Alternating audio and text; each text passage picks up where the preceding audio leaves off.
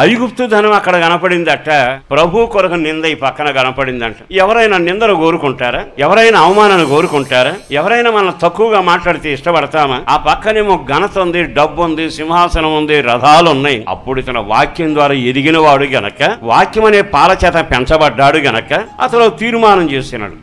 ఏమని తీర్మానమో తెలుసా? ఈ పాప భోగము కంటే, ఐగుప్తు ధనము కంటే నా దేవుని కొరకు నిందబడితే అది నాకు ఆశీర్వాదకరం.